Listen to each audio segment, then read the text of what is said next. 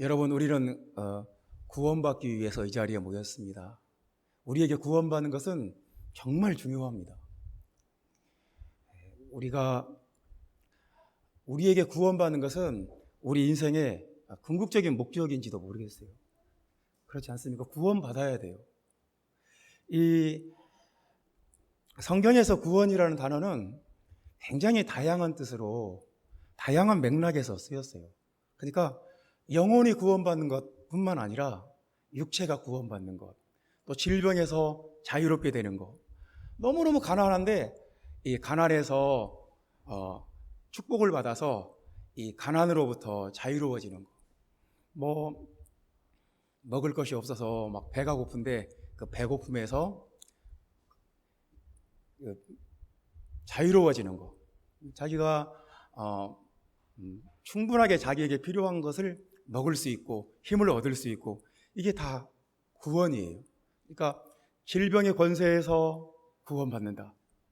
또 궁핍과 가난에서 구원받는다. 또 어떤 차별과 폭력으로부터 구원받는다. 우리가 천국 간다, 이것뿐만 아니라 성경에서는 구원이라는 단어가 다양한 의미로 그러니까 구원이 얼마나 폭넓은 단어인지 몰라요. 굉장히 많은 뜻을 가지고 있어요. 근데 이 구원이 우리 믿는 사람들에게만 중요한 것이 아니라 모든 사람들, 모든 인류가 궁극적으로 원하는 게 구원받는 거예요. 그러니까 왜 막 이렇게 기술을 발달시키고, 왜 이렇게 막 문명이 막 발달을 하고, 인간이 구원받고 싶은 거예요. 왜 막 농업을 막 발달을 시켜서 막 식량을 많이 생산을 해서 사람이 그 배고픔으로부터 인간을 구원하기 위해서 막 그렇게 하지 않습니까? 또 세탁기를 만들고 냉장고를 만들고 건조기를 만들고, 왜 그렇습니까? 인간을 노동으로부터 구원하기 위한 거예요. 인간을 노동으로부터 자유롭게 하기 위한 거예요. 왜 막 병원에서 의학 박사들이 막 의학 기술을 막 연구를 하고 신약을 개발을 하고, 왜 그렇습니까? 인간을 질병으로부터 구원하기 위한 거예요. 그러니까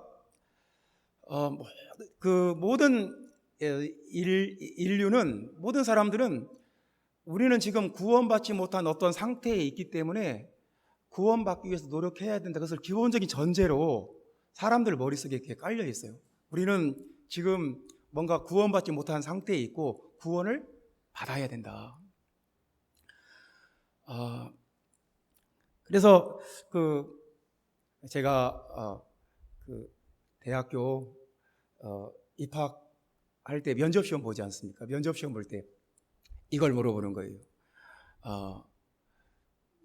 문학이 왜 필요하다고 생각하느냐, 그런 질문을 면접하는 교수가 물어봐요. 그래서 왜 문학이 필요하고 문학을 해야 된다고 생각하느냐, 좀 어려운 질문이더라고요. 그래서 제가 멋있게 대답을 했어요. 성경에 있는 말씀을 인용을 했어요. 사람은 떡으로만 살 수 없고 하나님의 말씀으로 산다고 그랬으니까 우리에게는 우리 육체의 양식을 채워줄 것도 필요하지만 우리 정신의 필요를 채울 문학이 필요하다고 생각한다. 하여튼 제가 지금도 생각해 보니까 그때 참 멋있게 대답을 한 것 같아요. 성경을 딱 인용해가지고. 근데 사람 왜 예술을 하고 왜 문학을 하고 왜 무용을 하고 왜 그러겠어요? 다 그 밑바닥에 인간이 구원받아야 된다는 거예요. 그러니까 인간은 기본적으로 모든 면에서 구원받지 못한 상태에 있다는 것을 전제로 깔려 있어요. 그래서 인간의 마음속에 가장 깊은 동기, 가장 깊은 열망은 구원받고 싶은 거예요. 구원받고 싶은 거. 그래서 어느 정도는 성과를 냈어요. 어느 정도는 인류를, 이 기술 문명이 이 노동으로부터, 또 위험한 일로부터, 또 배고픔으로부터 이렇게 자유롭게 했어요. 그렇지 않습니까? 이제 앞으로 더 그럴지도 몰라요. 더 이제 위험한 일, 뭐 어디 막 원자력 발전소에서 방사능을 다루는 일, 뭐 또 막 산업재해가 많이 일어나는 어떤 그런 위험한 일은 다 이제 로봇 같은 것이 하고, 이제 사람은 이제 그런 위험한 일은 안 하고 그냥 그 컨트롤만 하는 그런 시대가 올 것 같아요. 어쨌거나 어떤 식으로든지 이 사람의 가장 강렬한 열망은 구원받고 싶다는 거예요. 모든 것으로부터 구원받고 싶다. 우리 인간을 얽어매고 제약하고 고통 주는 그 모든 것들로부터 우리는 구원을 받고 싶다는 열망이 모든 사람 마음속에, 세상 전체 모든 사람 마음속에 구원받아야 된다. 우리는 구원이 필요하다. 그 열망이 있어요. 근데 오늘 주님은 영혼의 구원에 대해서 말씀을 하시는 거예요. 영혼의 구원. 그러니까 사람의 어떤 예술이나 문명이나 기술이나 어떤 지식으로 사람의 많은 문제를 해결할 수 있을 것 같아요. 그런데 근본적으로 영혼의 구원은 할 수가 없어요. 우리 영혼을 구원하는 것은 예수 그리스도 한 분밖에 없어요. 우리를 구원하는, 그래서 오늘 성경은 영혼의 구원에 대해서 우리에게 참 이 말씀이 참 특별한 말씀이에요. 그러니까 성경에 영혼의 구원이라는 말씀이 여기에 딱 한 번 나오는 것 같아요. 영혼의 구원. 참 사도 베드로가 이 말씀을 저는 처음에 왜 이런 말씀을 했을까? 그렇지 않습니까? 좀 이상하게 오해할 수 있는 말씀이기도 해요. 왜냐하면 당시에 그 초대교회 이단 중에 영지주의 이단이 있었는데, 영지주의 이단은 육체를 부정했어요. 육체는 악한 것이고 영은 거룩한 것이고, 그런 어떤 기본적인 전제를 깔고 성경을 보니까 육체를 입고 오신 예수 그리스도를 인정을 안 하는 거예요. 예수 그리스도는 하나님이 아니다. 육체를 입고 왔으니까. 육은 더러운 거고 영은 선한 거다. 그런 어떤 기본적인 그 패러다임으로 성경을 보니까 예수 그리스도의 신성을 인정할 수가 없는 거예요. 근데 그래서 사도 요한이 막 그 영지주의자들을 우리와 함께 할 수 없는 사람, 우리와 교제할 수 없는 사람, 같은 영이 아닌 사람, 이렇게 막 그리고 거기서 우리는 나와야 된다고 강조하지 않습니까? 그런데 이 말씀이 좀 그런 오해를 받기 쉬워요. 영혼의 구원, 육체의 구원은 그럼 아니란 말인가? 육체의 구원은 아니고 영혼의 구원만 말하는가? 좀 그렇지 않습니까? 좀 영지주의적인 입장이 아닌가? 그런 오해를 받을 수가 있겠다. 근데 우리 이렇게 한번 생각을 해봅시다. 우리가 이제 예수님 믿고 구원을 받아요. 예수님 믿고 물과 성령으로 거듭나고 복음의 말씀으로 우리가 구원을 받아요. 구원을 받는데 구원을 받을 때 일단 우리 영혼이 구원을 받아요. 그래서 성령을 받을 때 우리가 하나님의 나라를 체험하고 우리 마음속에 더러운 귀신들이 다 떠나가게 되고 우리 마음에 충만함을 느끼고 완전한 자유를 누려요. 근데 그럼에도 불구하고 우리가 육체는 아직 구원을 못 받았어요. 그러니까 우리가 육체까지 완전히 구원을 받으려면 주님이 오셔야 돼요. 주님이 오시면 순식간에 호련히 주님의 그 호령 나팔 소리와 함께 우리 몸이 순식간에 변한다고 그랬어요. 우리 몸이 더 이상 이렇게 아프고 늙고 고통받고 피곤하고 지치고 스트레스 받고 이런 몸이 아니라 이제 주님의 얼굴을 직접 볼 수 있는, 그리고 시공간의 제한을 받지 않는 어떤 그 부활하신 예수님처럼 우리가 순식간에 변한다고 그랬어요. 그러니까 우리는 지금 어떤 영적인 과도기 속에 놓여 있는 거예요. 우리가 영혼은 구원 받았어요. 근데 아직 육체는 우리가 예수를 믿고 구원 받아도 육체의 구원은 완전히 우리에게 오지 않은 거예요. 그래서 질병에 시달리기도 하고 눈이 나빠져서 안경을 쓰기도 하고 또 우리가 막 탈모가 오기도 하고 이가 치통이 오기도 하고 여러 가지 그러니까 사도 베드로가 영혼의 구원이라고 말씀했을 때 그런 어떤 실존적인 상황을, 우리의 영적인 실존을 이렇게 말씀하신 것 같아요. 영혼의 구원을 받는 것이다. 영혼의 구원을 받음이다. 지금 우리가 영혼의 구원을 받은 거예요. 그러니까 우리가 물과 성령으로 거듭났을 때 우리가 구원 받았어요. 우리가 영원히 구원 받았어요. 물론 우리 육체도 하나님께서 때때로 치유하세요. 그리고 회복시키시고. 근데 근본적으로 완전히 우리가 육체까지 완전히 구원받는 것은 주님이 오실 때 우리가 순식간에 변해요. 여러분 그것을 여러분 마음속에 받아들이고 믿으시기를 바랍니다. 그래서 우리는 그래서 이제 우리의 영과 혼과 육의 완전한 구원을 기다리고 있는 거예요. 그러니까 우리는 구원 받았지만 아직은 부분적인 구원을 받은 거예요. 영혼의 구원을 받은 거예요. 그래서 이제 사실은 영혼의 구원이 중요해요. 아니 육체적으로 아무리 잘 먹고 편안하게 살고 그래도 영혼이 죽어 있고 마귀에게 지배를 받고 있으면 그게 무슨 구원입니까? 그러니까 영혼이 구원받고 영혼이 잘 돼야 육신도 강건하고 잘 되는 거예요. 그래서 이제 오늘 하나님의 말씀은 뭐냐면, 구원받은 영혼은 어떻게 다른가? 구원받은 영혼은 어떤 특징이 있는가? 그러니까 이제 구원받은 영혼에 대해서 많이 말씀을 하시는 거예요. 구원받은 영혼은 구원받지 못한 영혼과 어떻게 다른가에 대해서 우리에게 주시는 말씀입니다. 그래서 첫 번째, 구원받은 영혼은 첫 번째는 산 소망이 있다, 그렇게 말씀합니다. 산 소망이 있다. 우리 3절 말씀 다 같이 읽어봅시다. 우리 주 예수 그리스도의 아버지 하나님을 찬송하리로다. 그의 많으신 긍휼대로 예수 그리스도를 죽은 자 가운데서 부활하게 하심으로 말미암아 우리를 거듭나게 하사 산 소망이 있게 하시며. 참 우리가 일상적으로 잘 쓰는 말이 아닙니다. 산 소망이 있게 하신다. 그러니까 하나님은 우리를 어떻게 구원하시냐면 일단은 거듭나게 해요. 거듭나게 해서 그 다음에 산 소망이 있게 하신다. 여러분, 우리가 거듭남으로 구원받는다는 것이 얼마나 엄청난 일인지 몰라요. 여러분 거듭나셨다면 하나님께 항상 감사하셔야 돼요. 거듭났으면 하나님께 감사하시기 바랍니다. 여러분이 물과 성령으로 거듭났다면 하나님께 날마다 감사해야 돼요. 넘치도록 감사해야 돼요. 하나님, 내가 거듭났습니다. 물과 성령으로 거듭났습니다. 이 은혜에 감사합니다.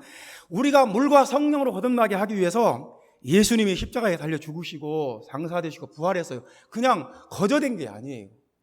하나님께서 엄청난 사람의 육체를 입고 이 땅에 오셔가지고 엄청난 대가를 지불을 했어요.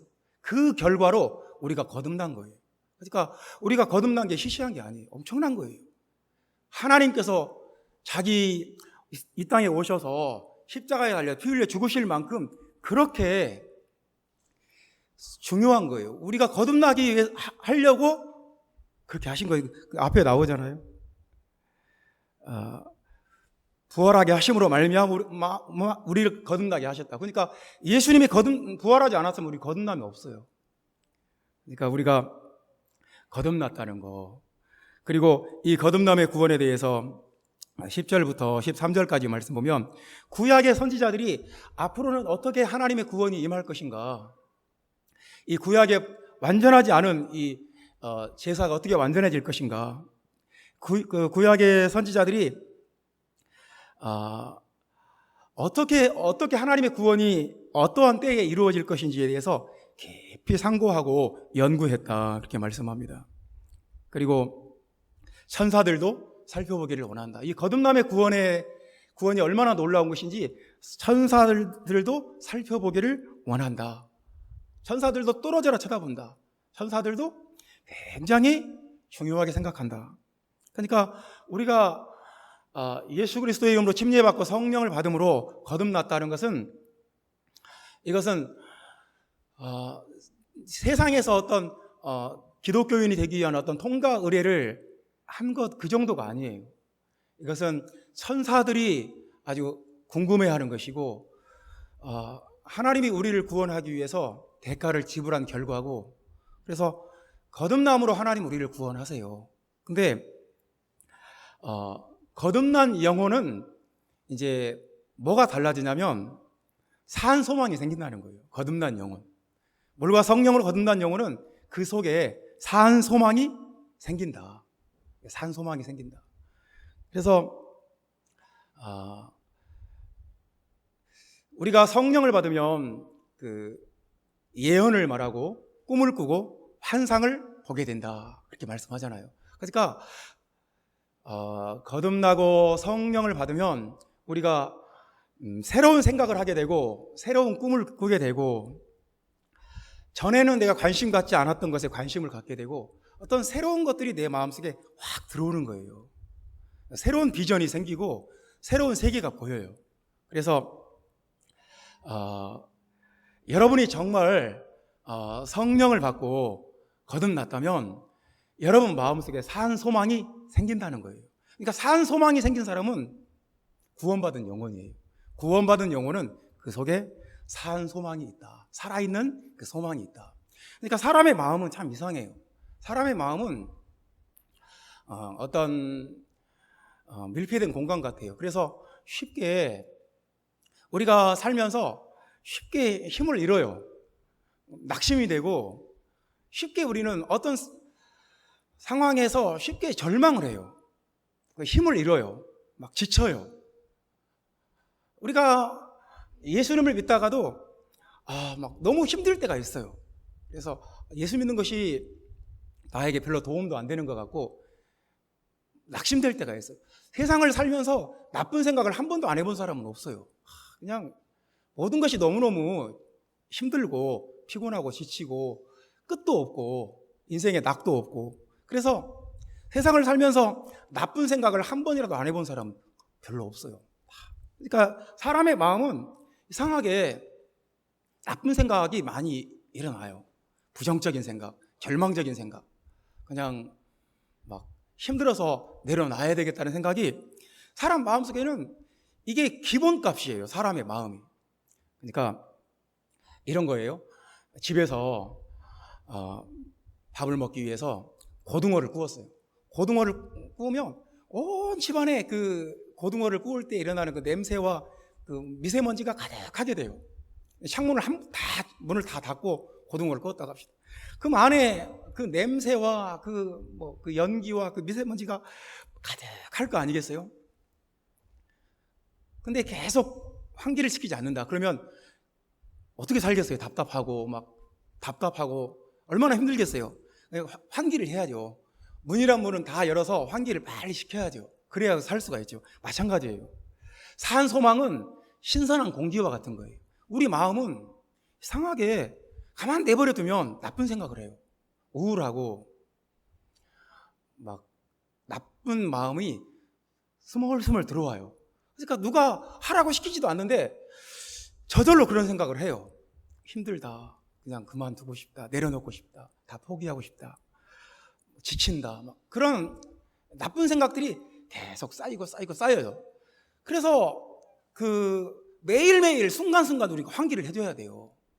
하나님의 성령이 내 마음에 오셔서 내 마음을 순식간에 환기를 시켜야 돼요. 제가 이번 주에 어떤 자매님 만나서 성경 공부를 했습니다. 그런데 이런 얘기를, 기도 생활에 대해서 물어봤어요. 기도 생활 어떻게 하냐? 기도 생활은 어떠냐? 그랬더니 목사님, 저는 기도 안 하면 못 살아요. 그러는 거예요. 그래서 아침에 무슨 수를 써서라도 30분 기도를 한대요. 그냥 30분 일찍 출근을 하든지 잠자기 전에는 반드시 기도하고 30분 전에 꼭 기도를 안 하면요, 목사님, 더 힘들어요. 기도를 안 하면 더 지쳐요. 기도를 안 하면 집안에 안 좋은 일이 생겨요. 기도를 안 하면 마음이 굉장히 막 더 힘들고 지쳐요. 그래서 기도를 안 할 수가 없어요. 기도를 누가 시켜서 하는 것도 아니고 해야 되니까 하는 것도 아니에요. 기도를 안 하면 내가 못 견디겠어요. 그러더라고요. 그러니까 여러분, 우리가 그게 산 소망이에요. 우리 마음이 시원해지고 확 새로워져요. 여러분, 우리가 날마다 체험하지 않습니까? 막 하루를 살다 보면 하루를 우리가 살았어요. 마음이 힘들어요. 몸도 힘들지만 그것보다 더 힘든 것은 마음이 힘든 거예요. 마음도 힘들고 지쳐요. 세상에서 힘든 것도 있고 내 스스로 힘든 것도 있고. 그냥 집안에 가만히 아무 일도 안 하고 가만히 있으면 마음이 편할까요? 그렇지도 않아요. 그래도 또 내 마음이 힘들어요. 뭔가 괴롭고 답답하고 무기력하고 지치고 그렇게 하는 것들이, 그런 영향이 마음속에 쏙 들어와요. 그럴 때 어떻게 합니까? 저는 좋아요. 언제든지 예배당에 내려와서 기도할 수 있어요. 기도하고 나면 마음이 확 새로워져요. 마음이 신선해져요.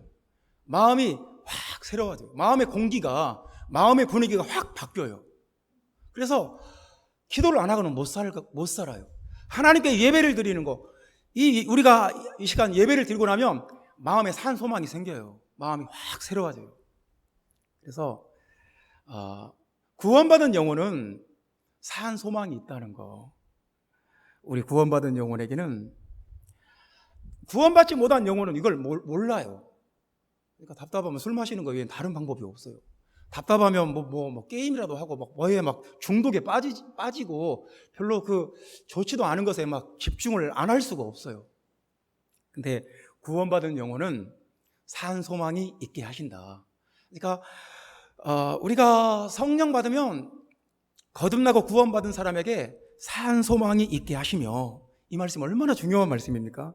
형제자매 여러분 안에 산 소망이 있습니다. 우리가 기도할 때, 우리가 묵상할 때, 하나님의 말씀을 묵상할 때, 또 찬양할 때, 예배를 드릴 때, 하나님의 말씀을 들을 때 우리 마음속에 마음이 신선해지면서 새로운 소망이 생기고, 새로운 어떤 내가 절망이 떠나가고 소망이 일어나고, 슬픔이 떠나가고 기쁨이 생기고, 우울함과 무기력함이 떠나가고 생동감이 일어나고, 모든 것이 새로워져 버려요. 마음이 확 새로워져요.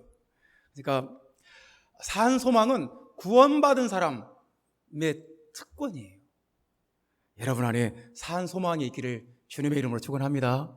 산 소망이 있는 사람은 되게 영적으로 건강한 사람이에요. 구원받은 영혼은 두 번째로 어떤 것이 있느냐? 믿음의 확실함이 있다 하는 말씀입니다. 구원받은 영혼에게는 믿음의 확실함이 있다. 7절 말씀 다 같이 봅시다.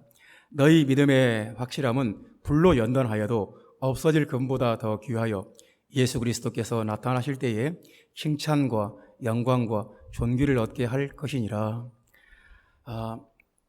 그러니까 구원받은 영혼에게는 구원받지 못한 영혼에게 없는 특별한 것이 있는데, 그게 믿음의 확실함이에요. 믿음의 확실함. 그러니까 이제 믿음이 확실하다는 것은 견고하고 흔들리지 않고 변하지 않는다, 그걸 말하는 것입니다. 그러니까 우리가 예수 믿고 구원받아도 어려움이 있어요. 고난이 있고 힘든 일이 있어요. 자, 지금 이 베드로전서에서 이 말씀을 받는 수신자들은 누구냐면, 1절 말씀에 보면 본도, 갈라디아, 갑바도기아, 아시아와 비두니아, 그러니까 이 지역들이 다 이 지금의 터키의 북부 지역이에요. 그러니까 흑해 쪽, 그러니까 터키 남부 쪽에 에베소, 지중해 연안에는 에베소가 있고 다소가 있고, 근데 터키 북쪽에 흑해라는 바다가 있는데 그 바다 쪽에 있는 도시들이에요. 근데 여러분, 갑바도기아는 본도 갑바도기아 같은 지역인데, 여러분이 텔레비전 방송에서 갑바도기아를 한 번은 다 봤어요. 그러니까 터키 여행 나왔을 때 어느 지역은 산이 전부 바위로 됐어요. 근데 놀라운 것은 바위로 된 그 산에 다 굴을 뚫어놨어요. 그리고 사람이 살았던 굴들이에요. 그러니까 그 나라 산은 이 석회암으로 된 산이어가지고 사람이 그냥 조그만 호미 같은 걸로 탁탁탁 긁어도 굴이 뚫려요, 이렇게. 그래서 갑바도기아 지역은 굴이 어마어마하게 많이 이 굴을 뚫어서 거기다가 안방도 만들고 불을 뚫어서 거실도 만들고 주방도 만들고 그 주거를 거기다 만들어버린 거예요. 언제 만들었냐? 네로 황제 때 기독교인들이 둘 중에 하나예요. 로마 지하의 카타콤으로 숨든지 아니면 갑바도기아로 피하든지 둘 중에 한 가지예요. 아니면 붙잡혀서 순교당하든지. 그러니까 로마 황제 때 기독교인들이 갑바도기아 쪽으로 많이 피난을 갔어요. 도망간 거예요. 환란을 피해서. 그러니까 그 사람들에게 보낸 편지예요. 그렇게 모든 것, 자기 생업과 자기의 재산과 자기의 그 가족 모든 것 다 놓치고 갑바도기아, 본도 이쪽으로 흩어진 나그네들이라고 하지 않습니까? 흩어진 나그네, 흩어져 버린 나그네들이에요. 그들에게 쓴 편지예요. 그러니까 예수를 믿고 막 잘 되고 형통하고 막 그런 게 아니라 오히려 더 힘들어져 버렸어요. 예수를 믿고 더 어려워져 버렸다니까요. 그러니까 우리가 이제 이게 문제인 거예요. 예수 믿고 우리에게 어려움이 있어요. 고난도 있고 힘든 일도 있어요. 교회 안에서도 있고 교회 밖에서도 있고. 요즘 여러분 월요일 날 회사 가서 나 어제 교회 갔다 왔다고 말하려면 왠지 주눅 들지 않습니까? 교회 갔다 왔다는 게 막 왠지 감춰야 될 것 같고, 교회 갔다 왔다는 게 막 왠지 숨겨야 될 어떤 막 그런 분위기가 되어버렸어요. 사회 분위기가. 그 시대나 지금 시대나 어떤 공통점이 있는 것 같아요. 어쨌거나 우리가 예수를 믿고 구원을 받으면 그로 인한 고난과 환난과 어려움이 틀림없이 있어요. 이게 현실이에요.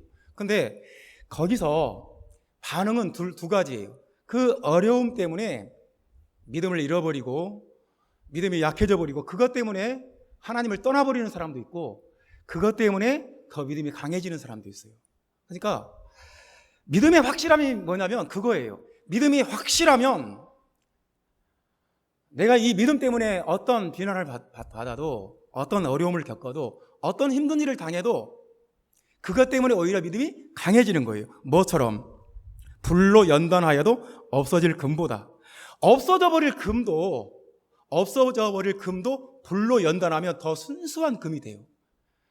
24K가 18K가 되고 18K가 순금이 되고 그런 식으로 더 순수해져요. 그러니까 우리에게 어떤 신앙의 어려움이 찾아왔다. 내가 신앙생활하는데 내가 예수 믿는데 내게 고난과 어려운 일이 나에게 부닥쳤다는 것은 그것은 나를 더 연단하기 위한 거예요. 그러니까 연단을 받아서 더 아주 귀한 사람, 더 칭찬받는 사람, 더 오늘 이 말씀 있지 않습니까? 칭찬과 영광과 존귀를 얻는다고. 칭찬과 영광과 존귀를 얻는다고. 그러니까 믿음이 확실하면 예수를 믿으면서 당하는 모든 어떤 그 난관들 또 힘든 고비들을 잘 넘어가요. 잘 통과를 해요. 그래서 결국은 그 사람이 정금같이 나오게 되고 칭찬과 영광과 존귀를 얻게 돼요. 그러니까 구원받은 영혼은 다르다는 거예요. 구원받은 영혼은 믿음의 확실함이 있다는 거예요. 심지가 견고하고 어떤 조금 시험이 왔다고 그래서 시험이 올 때마다 그냥 팩 쓰러져 버리고 시험이 올 때마다 두려워 떨고 시험이 올 때마다 망해버리고 이런 것은 믿음이 확실하지가 않은 거예요. 믿음이 없는 게 아니라 있긴 있는데 확실한 믿음이 아닌 거예요. 그래서 형제자매 여러분, 믿음은 확실해야 돼요. 확실함. 그러니까 사람과의 관계도 그렇지 않습니까? 어떤 이 신뢰가 서로에 대한 믿음과 신뢰가 확실하면 어떤 일이 있어도 그 사람과의 어떤 관계가 깨지질 않아요. 근데 신뢰가 약하면 쉽게 깨져버려요. 그러니까 형제자매 여러분, 여러분의 믿음이 구원받는 믿음, 여러분의 구원받는 영혼에게는 믿음의 확실함이 있다는 거, 여러분 그것을 믿으시기를 주님의 이름으로 축원합니다. 세 번째는 구원받은 영혼에게는 뭐가 있냐, 뭐가 다르냐. 13절 말씀 다 같이 읽어봅시다. 그러므로 너희 마음의 허리를 동이고 근신하여 예수 그리스도께서 나타나실 때에 너희에게 가져다 주실 은혜를 온전히 바랄지어다. 이 말씀이 굉장히 중요한 말씀입니다. 온전히 바랄지어다. 온전히 바랄지어다. 그러니까 이것이 되느냐, 주님을 온전히 바라본다. 이게 굉장히 높은 경지예요. 주님을 온전히 바라본다. 이게 굉장히 영적으로 높은 경지라니까요. 그러니까 주님을 온전히 바라본다. 이게 참 설명하기가 참 어려운 말 같아요. 그런데 주님을 온전히 바라보는 사람이 되게 영적인 수준이 높은 사람이다. 그러니까 믿음이 좋다는 사람, 구원받은 영혼은 주님을 온전히 바라본다. 그러니까 우리가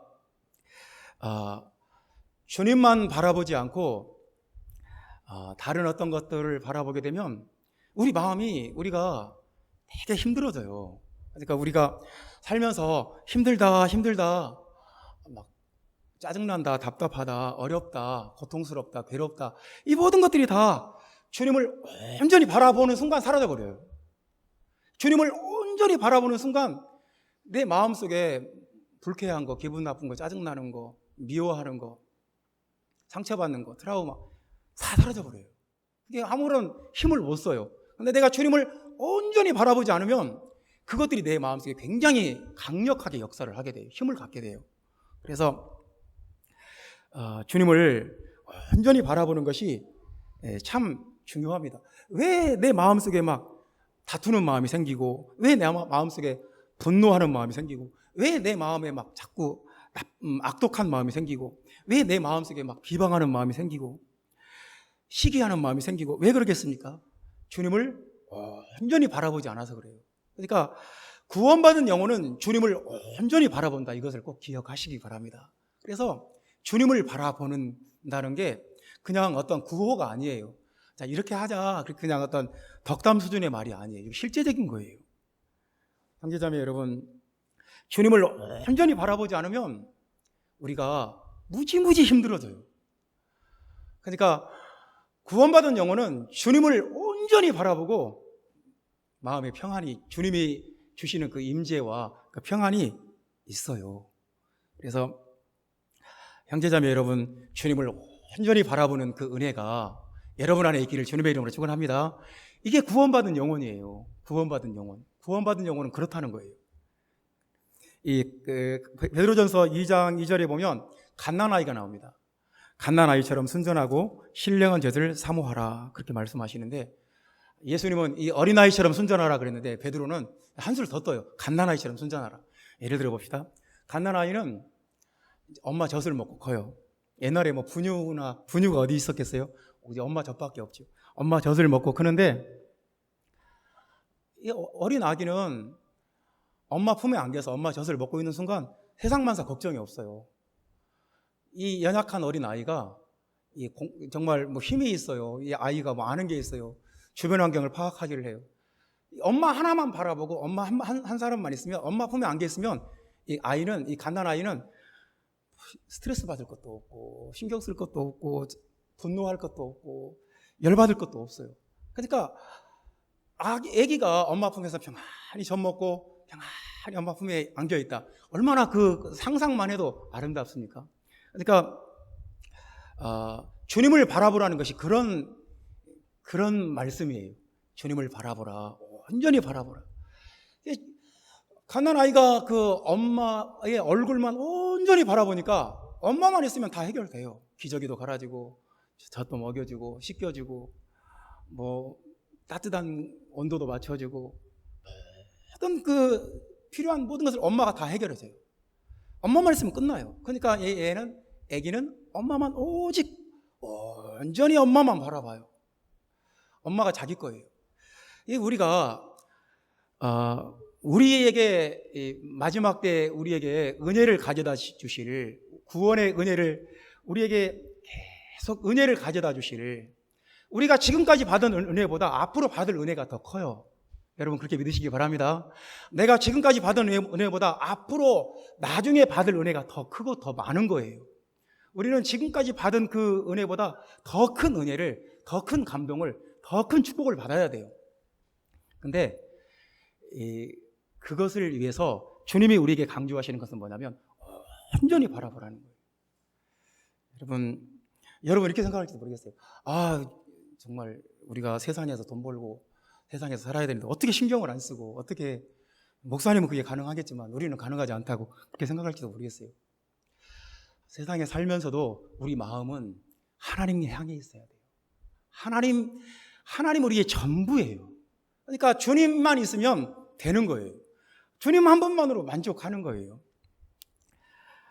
온전히 바라보는 이 은혜가, 이것이 구원받은 영혼이에요. 구원받은 영혼은 갓난아이처럼 순전해요. 신령한 젖을 사모해요. 만족해요. 마음의 평안을 누려요. 그래서 이 주님을 온전히 바라보는 게 이게 그냥 저절로 되는 게 아니에요. 우리가 막 결심해야 되는 게 있고, 내가 오늘부터 이렇게 하겠다. 내가 오늘부터 다이어트 하겠다. 내가 오늘부터 살을 빼겠다. 내가 오늘부터 영어를 공부하겠다. 마음에 결심을 해야 돼요. 결심하지 않아도 되는 게 있어요. 그냥 앉아서 아무 생각 없이 핸드폰 쳐다보고 있고, 앉아서 아무 생각 없이 TV 바라보고 있고, 이것은 우리가 아무런 결심 안 해도 돼요. 그냥 앉아서 집에 있는 간식거리 가져다가 이렇게 뜯어서 먹고, 이건 뭐 우리가 결심 안 해도 되는 거예요. 근데 어떤 것들은 내가 마음속에 정말 중요하고 생산적인 것들은 마음속에 딱 결심을 하고 내가 내 마음을 컨트롤을 해야 가능한 것이 있어요. 근데 주님을 바라보는 것이 바로 그렇다는 거예요. 13절 말씀에 보면 너희 마음의 허리를 동이고 근신하여 예수 그리스도께서 나타나실 때에 너희에게 가져다 주실 은혜를 온전히 바랄지어다. 그러니까 예수 그리스도를 온전히 바라보는 것은 이게 그냥 내 본성대로 했을 때 되는 게 아니에요. 마음의 허리를 동여야 돼요. 마음에 딱 결심을 해야 돼요. 내가 오늘부터 주님을 나는 주님을 온전히 바라보겠다. 나를 보지도 않고 사람을 보지도 않고 세상을 보지도 않고 온전히 주님을 바라보겠다. 마음의 허리를 딱 동이고 허리띠를 딱 차고 근신하여 셀프 컨트롤이 돼야 돼요. 하기 싫어도 해야 돼요. 억지로라도 해야 돼요. 주님을 온전히 바라본다는 게 그거예요. 주님을 온전히 바라보면 13절 말씀에 보면 거룩한 자가 된다고 말씀해요. 그러니까 주님을 온전히 바라보지 않으면 세상을 조금 바라보게 돼요. 우리가 꼭 이렇게 힘들게 살 필요가 있을까? 세상 사람들은 저렇게 신나게 자기 하고 싶은 거 다 하면서 자기 누리고 싶은 거 다 누리면서 사는데 우리가 꼭 이렇게 힘들게 뭐에 얽매여서 살아야 될 필요가 있을까? 그런 마음이 생기는 거예요. 이게 주님을 온전히 바라보지 않았다는 거예요. 세상에 대해서 궁금하고 나도 저렇게 한번 살아보면 얼마나 좋을까? 그런 생각이 들어와요. 내가 주님을 온전히 바라보지 않으면 몸에 사욕을 본받게 되고 세상에 대해서 어느 정도 마음이 열리게 돼요. 거룩한 자가 될 수가 없어요. 하나님 나라에서 구별된 자가 될 수가 없어요. 그리고 내가 주님을 향해서 마음이 온전히 열리지 않으면 이제 사람을 두려워하게 돼요. 17절 말씀 보면 외모로 보시지 않고 각 사람의 행위대로 심판하시는 이를 너희가 아버지라 부른즉 너희 나그네로 있을 때를 두려움으로 지내라. 그러니까 주님을 온전히 바라보게 되면 주님이 너무너무 귀하고 주님이 너무너무 소중하기 때문에 주님이 두려워요. 주님이 다른 것은 안 무서운데 주님이 두려워요. 그러니까 주님을 온전히 바라보는 사람은 주님이 두려운 거고 세상이 두려운 사람은 세상을 바라보는 거예요. 그러니까 내가 어떤 것을 바라보느냐에 따라서 내 마음의 두려움의 대상이 바뀌어요. 내가 예수님이 나에게 너무너무 귀하고 소중하다. 그러면 주님이 두려운 거예요. 왜냐하면 주님이 나에게 제일 귀하거든요. 주님이 나한테 제일 중요하니까 내가 주님이 두려워요.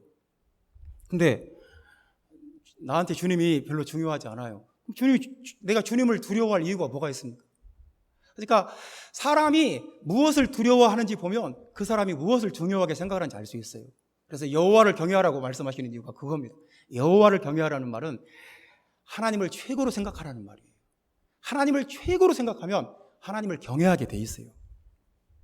형제자매 여러분, 오늘은 여러분과 함께 영혼의 구원에 대해서 말씀을 나눴습니다.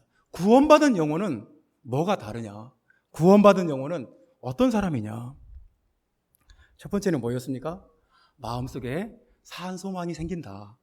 성령이 주시는 새로운 생각들, 새로운 비전들, 새로운 열정들, 새로운 생동감이, 새로운 생기가 막 일어나요.